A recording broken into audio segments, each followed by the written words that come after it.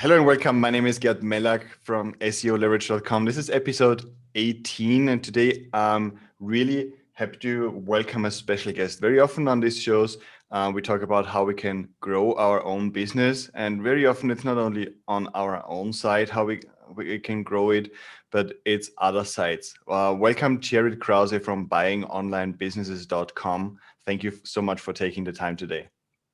Thanks so much. You've been on my podcast a few times, and I'm glad to come on yours. And we've had so many great conversations. I'm looking forward to this.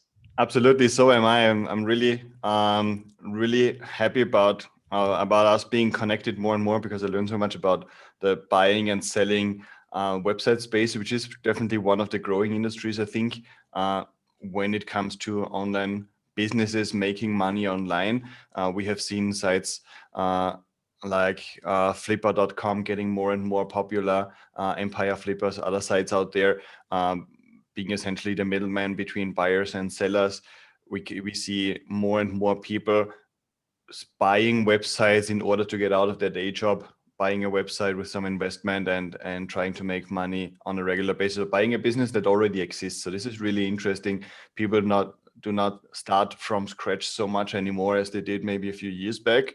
The idea of buying something that's already working is definitely interesting. For the listeners who might not know you, could you give us a little bit about your information about your background, your backstory? How did you end up being the expert here in the industry for buying and selling websites?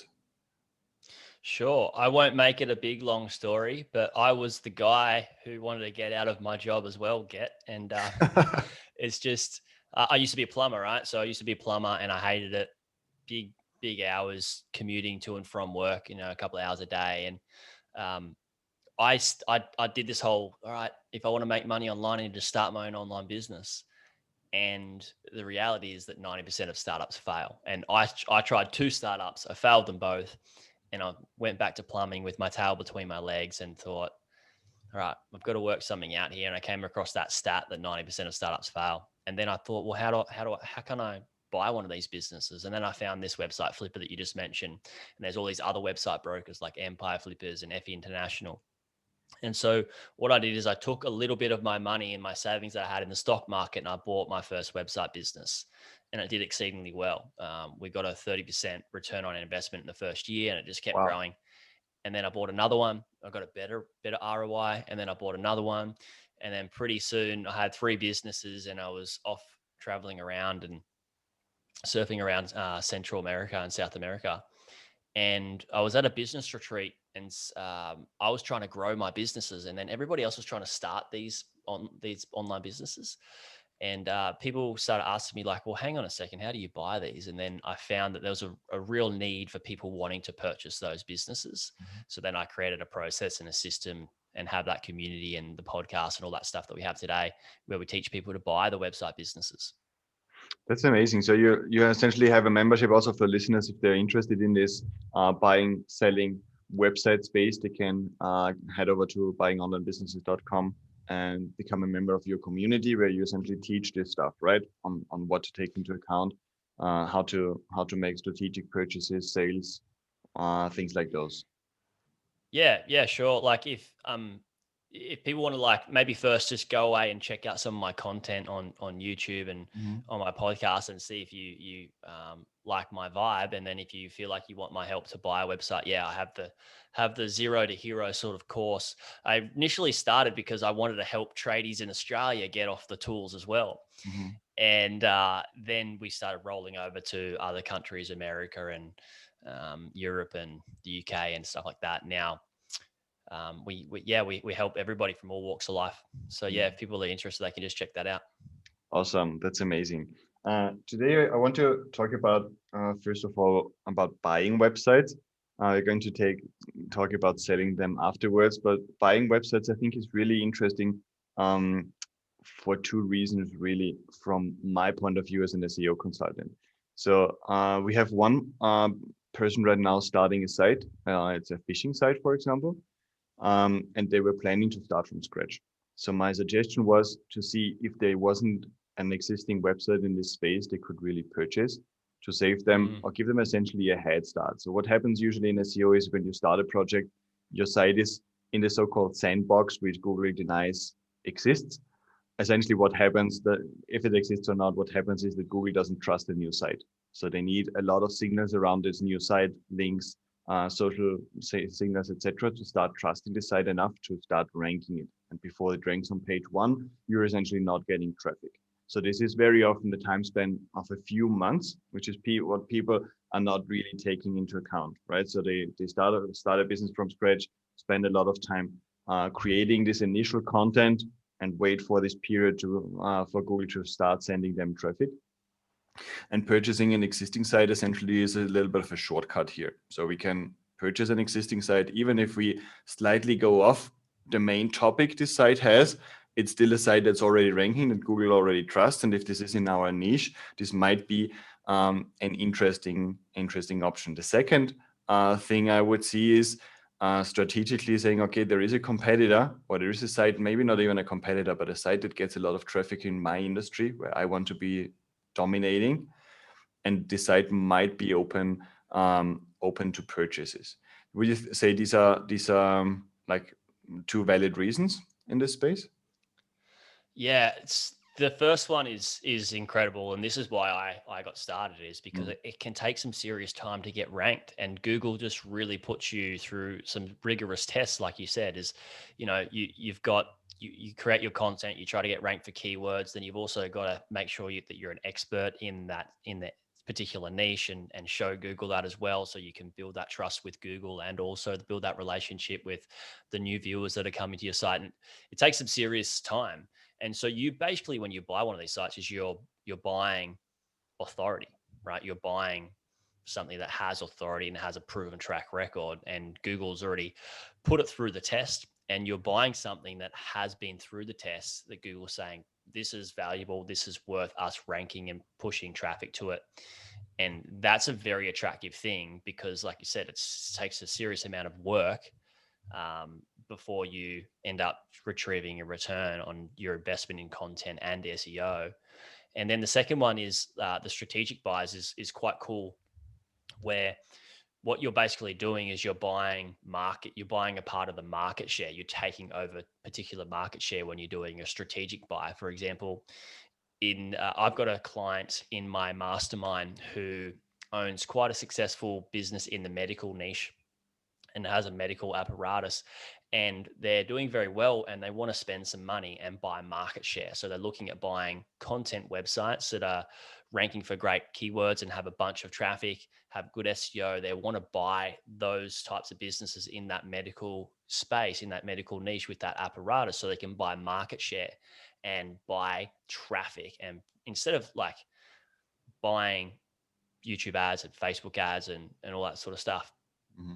Google ads, LinkedIn ads, Twitter ads, you can just buy traffic by buying a website business, and it's quite cool and quite attractive. And you can still service them with the original services and the products, but you can own them, and then you can adapt them and mold them, and then also filter people through into your main hub business, or your foundation business. And it's really cool. We start to see bigger brands start to do this, and private equity firms do these very strategic buys, and you don't need to have millions of dollars to do it at a level, for a regular person. You can purchase these business for 10, 20, 30, 50, $100,000. Mm-hmm.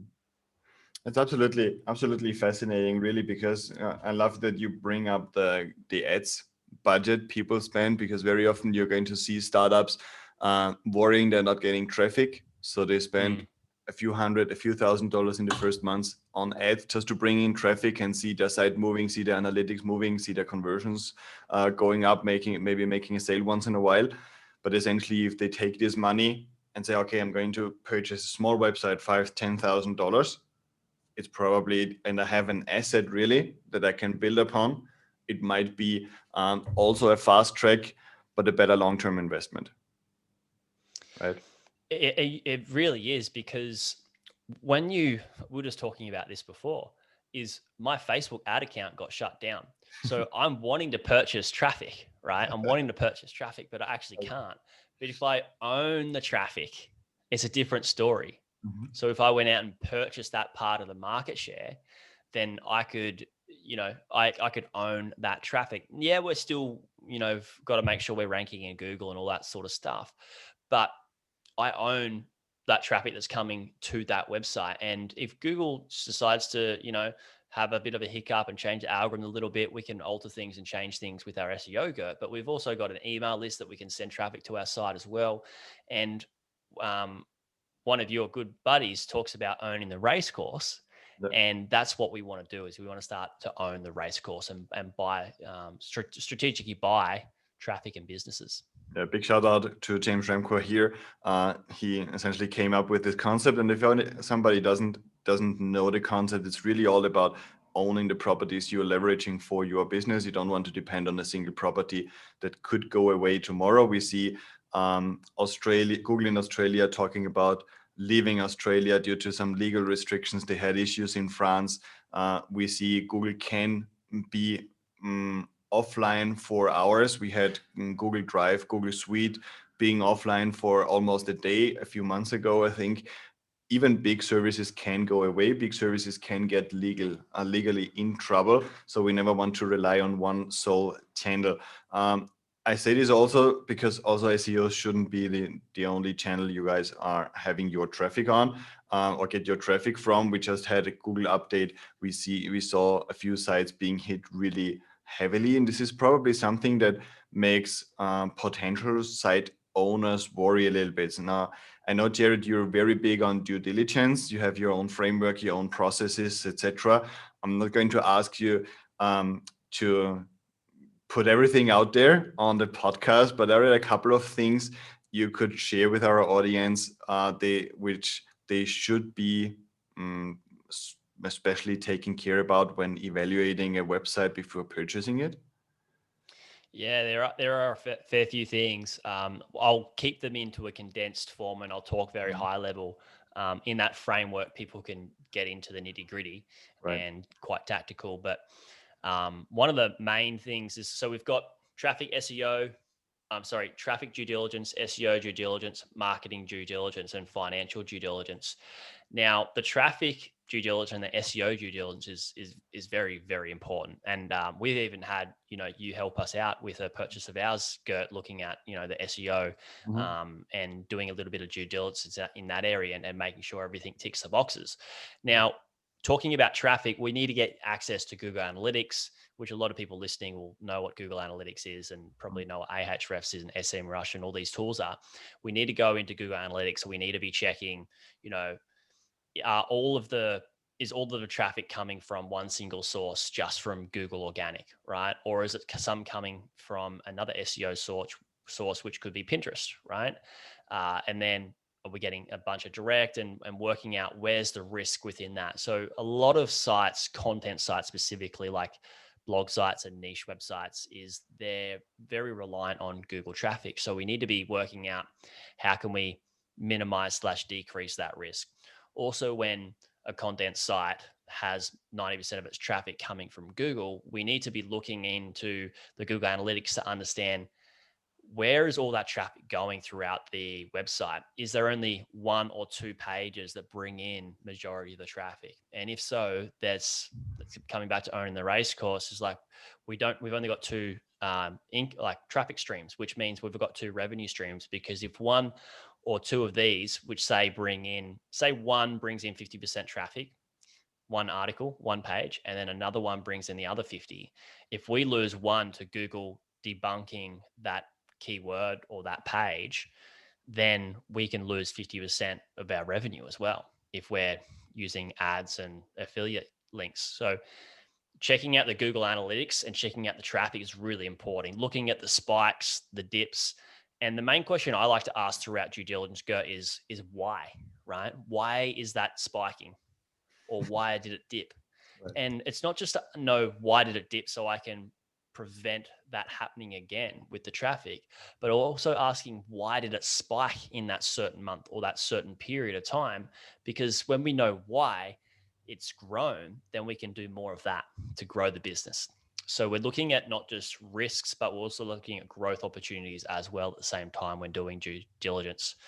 Then we have SEO due diligence. So going in, putting that website that we're looking into Ahrefs and looking at the backlink profile, right? Sometimes sites have a bunch of backlinks and they may have bought a bunch of backlinks and they're just spammy and not very good authority, low DR, not even relevant to the niche that the site that we're looking at purchasing is.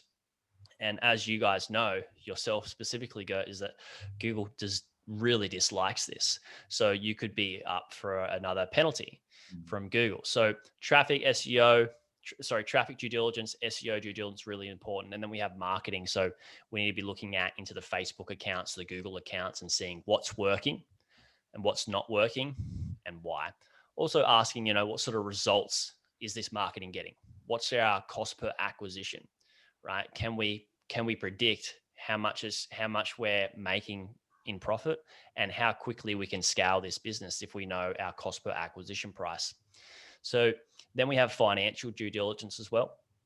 Financial due diligence is very critical. A lot of people rely on the brokers and the sellers to just send them a Google sheet that has a bunch of figures in it.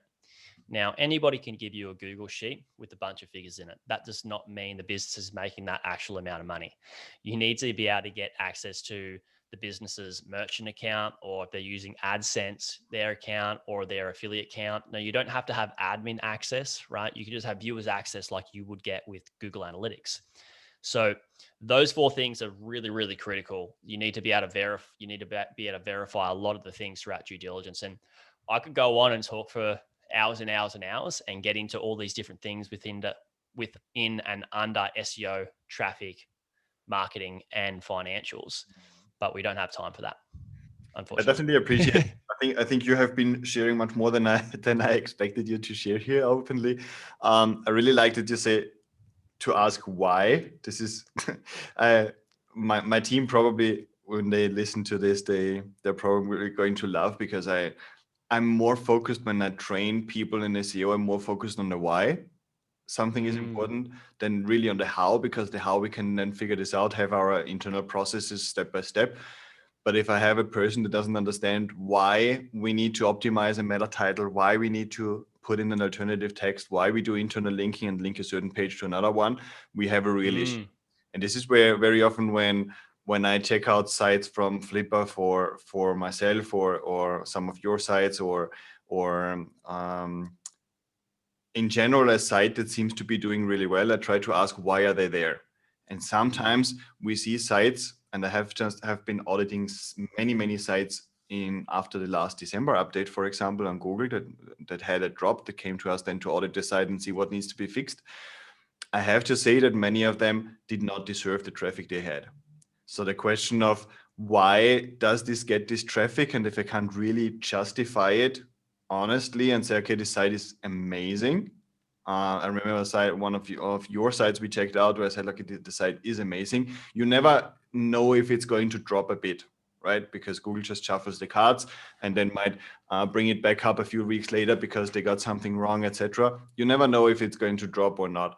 But the really heavy drops I've seen where people lose 50, 60, 80% of the traffic essentially with an update, they could have seen the early warning signs. And this is where our Erica framework essentially starts, where we just revisit the entire situation every couple of weeks. And sometimes it's me telling the client, look, this page is ranking well, but I don't think it's going to rank well for too long because it doesn't deserve to be there. Let's find a way to make it better, to make it more valuable, improve the user experience, improve the content, connect it more to the rest of the page, so we can really rely more on this page being around. So it's definitely important to ask why do the spikes happen. We also had a project, I think, on a site that had a very nice growing tendency from October, November, December, more and more traffic. They were going to sell this page, and then it dropped in January. And it turns out it was only Christmas related. So there was one page ranking very nicely for Christmas related traffic. So the overall Google Analytics looked exactly as you want. This is a site that's only going upwards from October to December, more and more. But then it really took a deeper analysis, like you say, where it's like, okay, what are the URLs that are really bringing in traffic? You ask the why, you see this is a Christmas URL. and you know the why.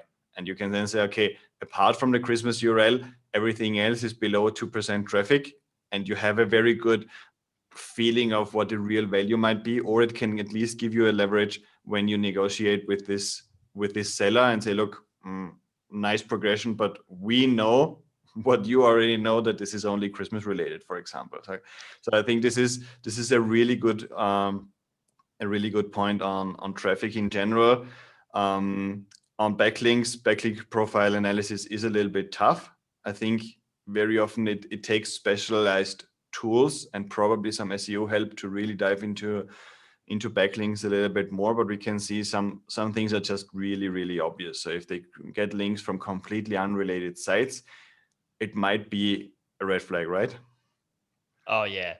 I mean, if they've, say for example, you've got one referring domain that's just so non-relevant to that particular niche of the site that you're looking at buying, and that they've got a lot of links from that main referring URL, somebody could have just bought that link and just said, can we get all of these links, and just make it look like it's got a lot of links. But a lot of links doesn't mean more traffic and more authority. It's, you know, we often hear the less is more, right? If you can focus on less but better, you can get a better result, and it's easier too. So yeah, you're spot on. I love that you talked about the Christmas. That content started scaling up throughout October, November, and December, and then it just dipped straight after. And I'm a part of a program of an ad network called Ezoic, and Ezoic helps people put ads on their site, and they really use AI to make sure they're better ad placements for these particular sites. And they have so many users and so many websites linked up to their database. And on our last call, I think it was a month ago, they showed the average trend of all the traffic, all the sites that are linked up to that ad network. And you could see that January is always the lowest month in traffic and ad revenue, and December's always the highest, and there's always a steady incline and steady growth. And it's been like that for the last 3-4 years. Yeah. And so when you're thinking about purchasing a business, that can be quite a strategic thing to understand. And also when you're thinking about selling a business as well, like that person was wanting to sell that business, and they come to sell it in January.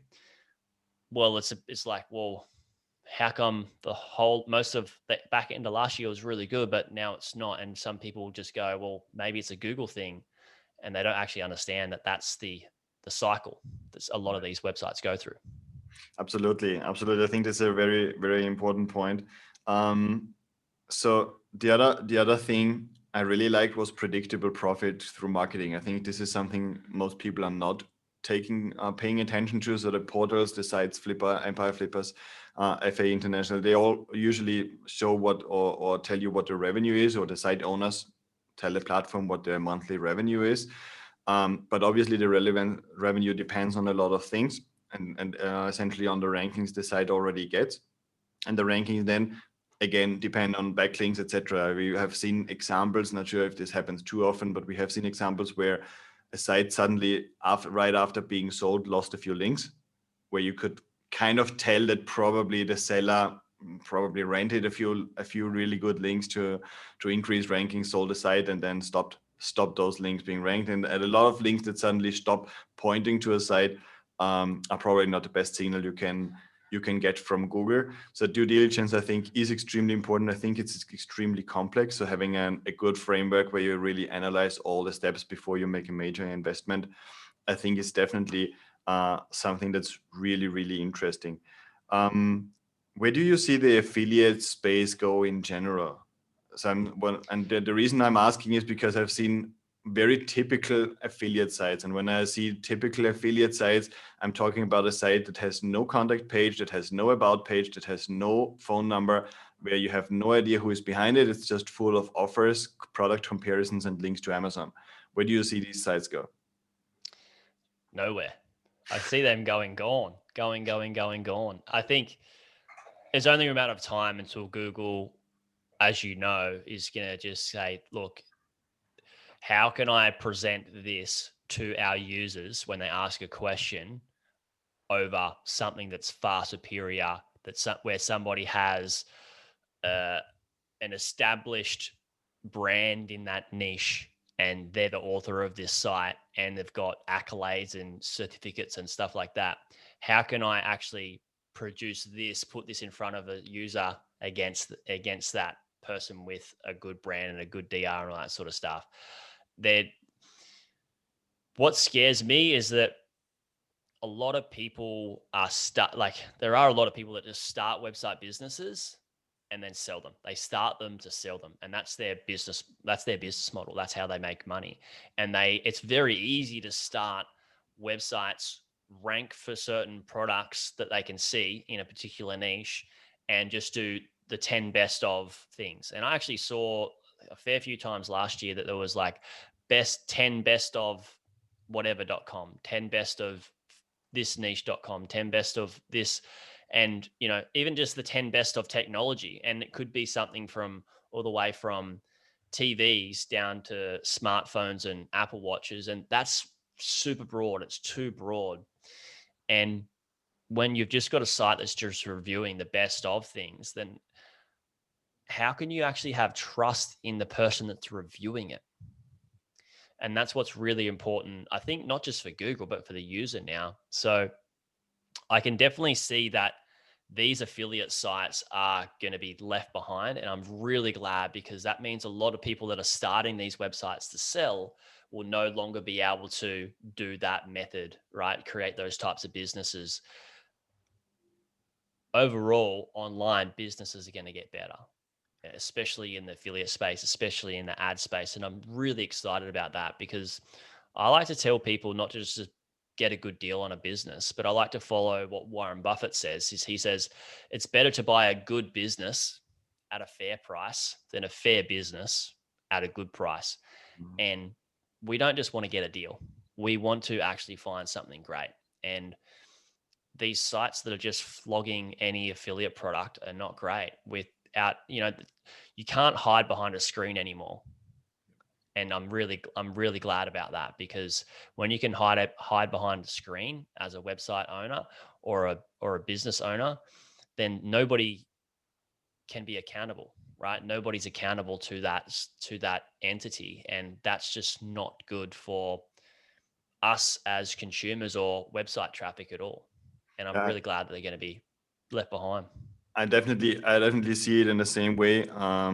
I think we talked on your summit about EAT, expertise, authoritativeness, trustworthiness. We're not going to go into detail here, but it's just really important to know that when you have a website, whatever niche it is, really, first of all, you need to say who is behind the niche. Why do you have the authority to talk about these things? Why do you have the experience? If user has questions, they need to have a form to contact you. And a way to contact you.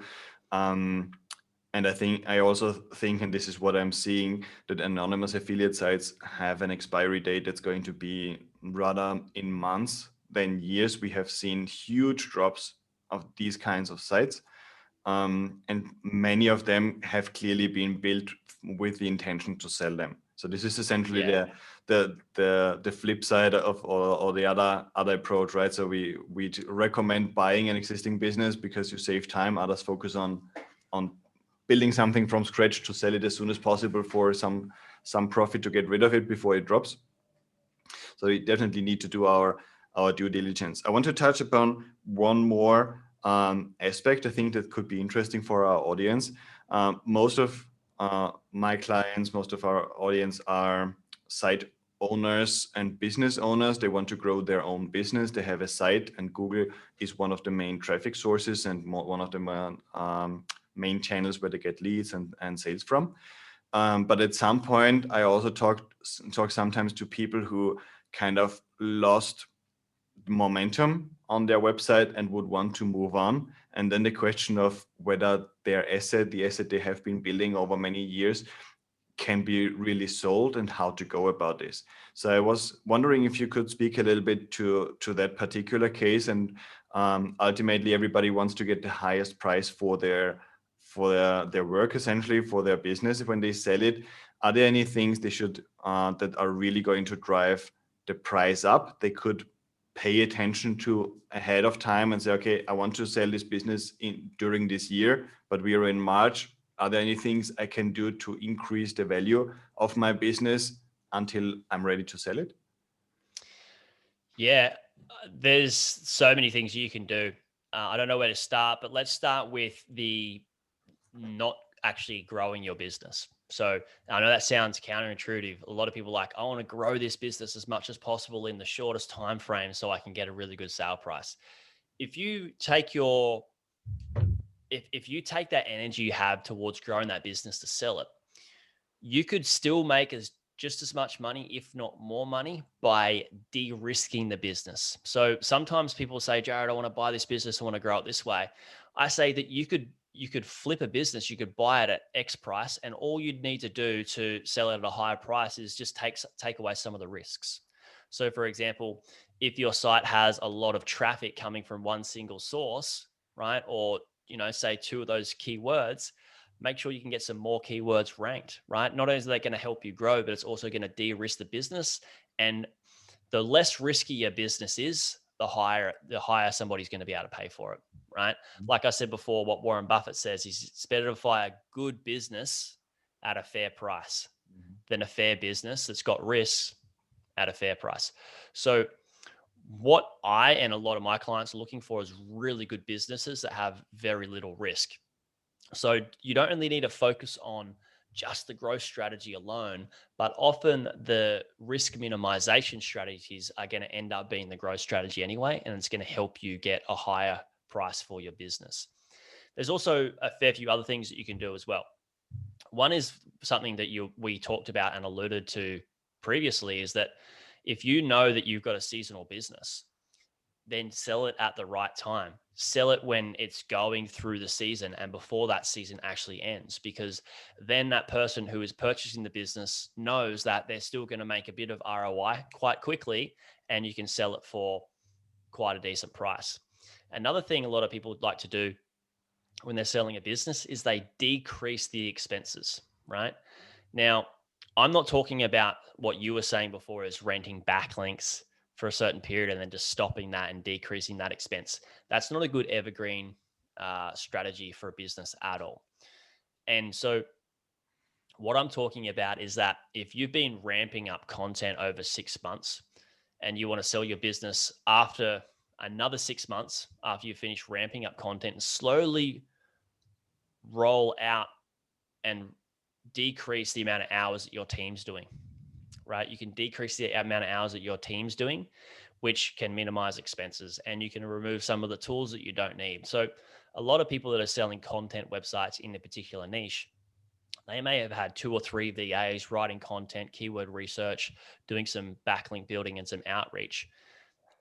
What they'll do is they'll just stop using them for maybe 6 months, and they'll value the business over a 6-month period without those expenses, and they'll achieve a higher price for the business when they sell it. So that's something to think about as well. Absolutely. I really love that. So risk is definitely something you need to minimize when you buy it. And whatever you can see that minimizes that risk is going to help you make a positive purchasing decision. And it comes back to things really like checking out how many URLs you rank, how many keywords does this rank for? Is this relying on 1 or 2 URLs ranking well and Google might drop them, or does this have a big portfolio of URLs with great user experience, etc., and it's in a safe place.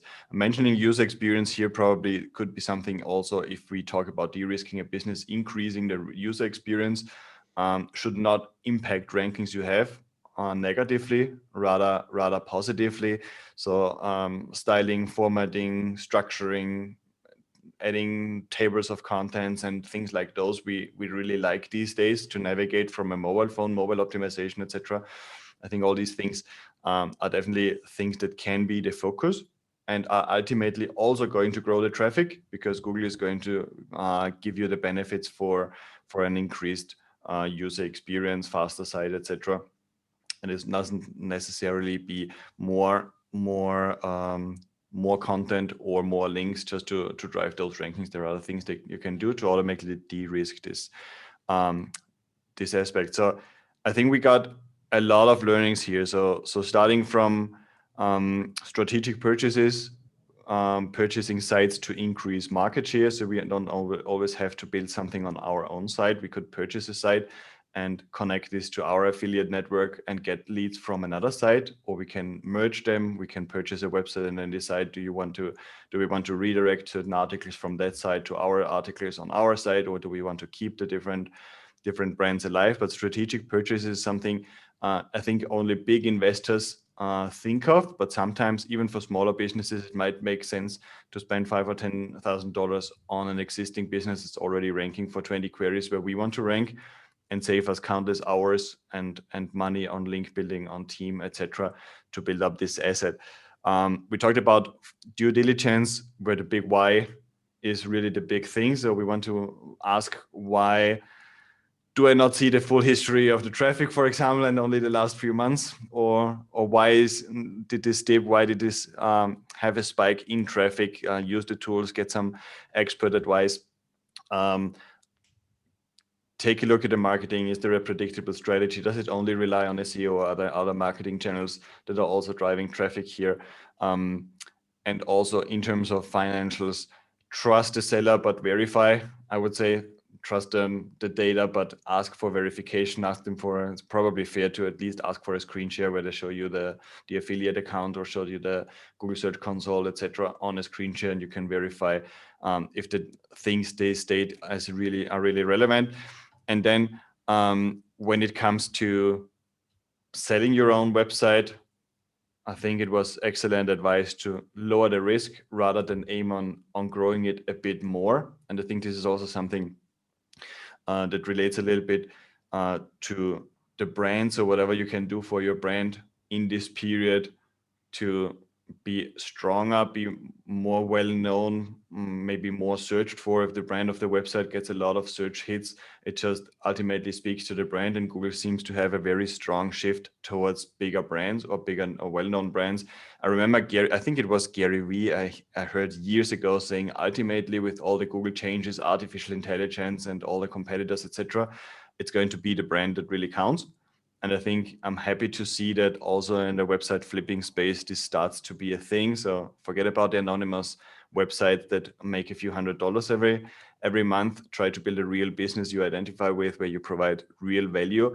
And this seems to be a long-term strategy, as we have learned. I really want to thank you, Jaryd, for your time. I think this was excellent advice. If somebody wants to get in touch with you, what would be the best way? Thanks so much for having me. It's been a pleasure. I've really enjoyed talking. So if people want to find out more about me, just go to buyingonlinebusinesses.com and you can contact me there as well. Just my email, jaryd@buyingonlinebusinesses.com.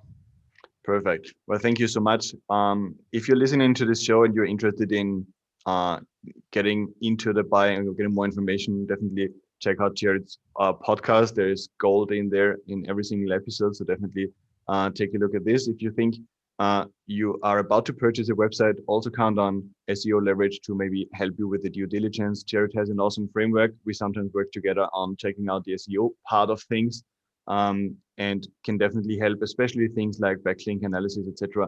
Need specialized tools we have as an agency, and it really pays off to be aware of the potential risk you're essentially confronted with before you purchase and make a purchasing decision, especially on higher ticket sites. Thank you so much, Jaryd. This was episode 18. If you want to read the show notes, listen to this again, head over to seoleverage.com/podcast. I'm Gert Mellak. Thank you so much.